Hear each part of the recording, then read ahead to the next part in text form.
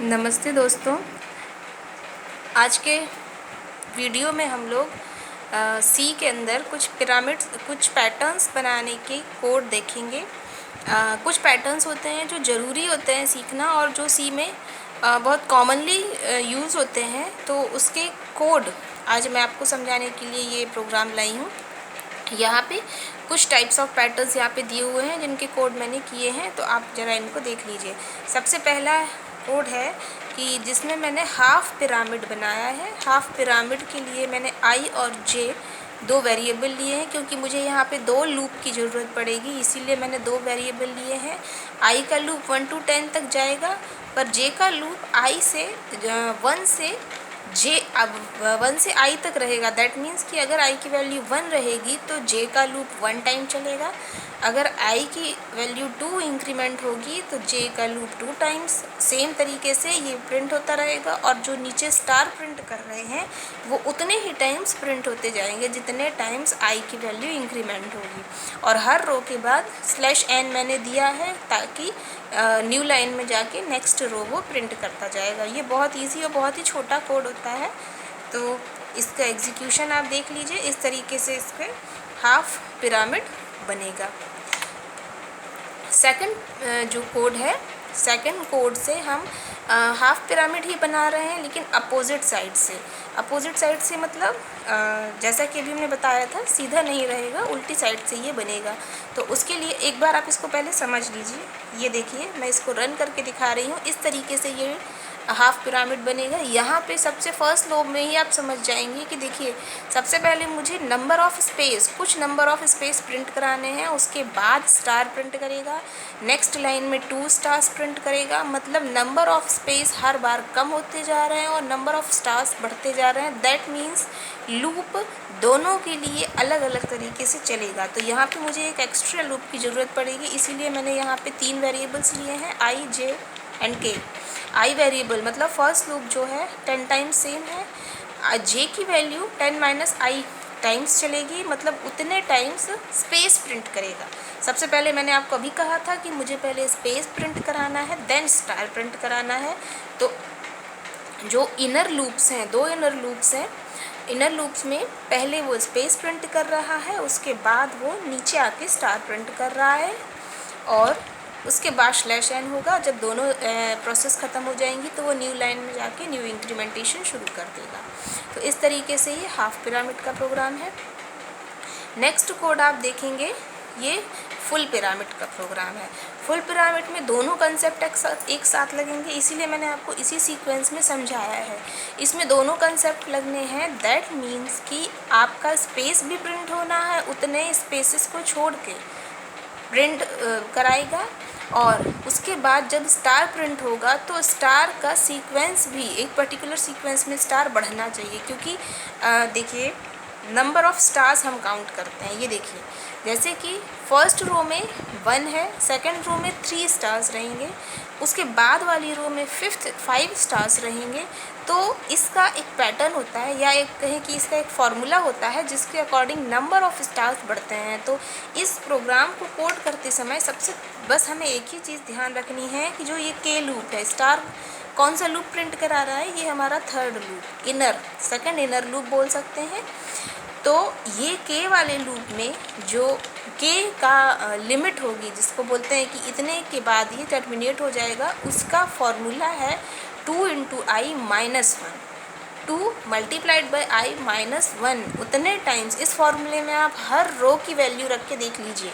आई जिसमें मतलब first loop जो है वो फर्स्ट रो को डिनोट कर रहा है। हर रो के लूप के अकॉर्डिंग हर रो बनेगी, इसीलिए आई की वैल्यू रखी गई है, क्योंकि जो फर्स्ट लूप का वेरिएबल है वो हर रो के लिए डिसाइड किया जा रहा है। फर्स्ट रो के लिए आई की वैल्यू 1 रहेगी, सेकंड रो के लिए आई की वैल्यू 2 रहेगी। इस तरीके से आई के वैल्यू के इंक्रीमेंटेशन के साथ रो की वैल्यू इंक्रीज होती जाएगी। इसीलिए इस फॉर्मूले को समझाने के लिए मैंने स्पेशली ये चीज़ कहा था। और ट्राइंगल इसी तरीके से बनेगा जैसा मैंने आपको अभी दिखाया था। I hope it will be clear. Next है हमारा पास्कल ट्राइंगल। ये देखिए, ये है ये कोड है हमारा पास्कल ट्रायंगल के लिए। पहले आप इसका एग्जीक्यूशन देख लीजिए। इस तरीके से पास्कल का ट्रायंगल बनता है। कॉर्नर साइड पे 1 रहते हैं, फर्स्ट रो में 1, सेकंड रो में भी 1 एंड 1, थर्ड रो में 1, देन 2, देन 1। इसी तरीके से फोर्थ रो, फिफ्थ रो की वैल्यूज़ होती हैं। तो पास्कल ट्रायंगल को कोड करने के लिए सेम चीज़ है। इस तरीके से जो ट्रायंगल होते हैं वो किसी न किसी पैटर्न पे बेस्ड होते हैं, यानी कोई पैटर्न या कोई पर्टिकुलर फार्मूला। तो शुरू से आप पहले स्टार्टिंग से देख लीजिए, लूप सेम रहेगी, स्पेस हमको सेम प्रिंट कराना है जैसे ट्रायंगल के करा रहे थे। के लूप में आने पे हमें एक चीज़ नई करनी पड़ेगी, क्योंकि यहाँ पे इफ़ और एल्स की कंडीशन हम लगाने वाले हैं। के की वैल्यू अगर 0 या आई की वैल्यू जो है वो 0 रहे, दैट मीन्स इनको आप समझिए आई, मैंने अभी इसके पहले वाले प्रोग्राम में बताया, आई की वैल्यू फर्स्ट वेरिएबल को शो कर रही है और यहाँ पे के की वैल्यू लास्ट वेरिएबल को शो कर रही है।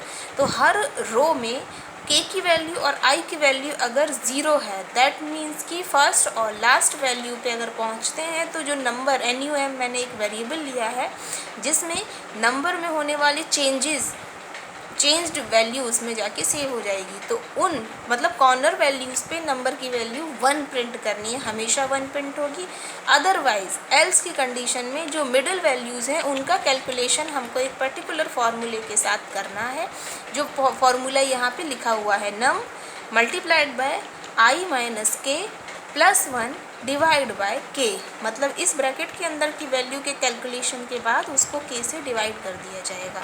This is the formula for printing Pascal triangles values. So इस फार्मूले के अकॉर्डिंग जो भी नम की वैल्यू कैलकुलेट होगी वो NUM नए नम वेरिएबल में सेव हो जाएगी और नीचे आके प्रिंट हो जाएगी। यहाँ पे एक चीज़ आपके मन में क्वेश्चन ज़रूर आ रहा होगा कि ये D के आगे मैंने 2 क्यों लिखा है। तो ये 2D की वैल्यू मतलब मैं 2 स्पेसेस क्रिएट करना चाहती हूँ हर नंबर्स के बीच में।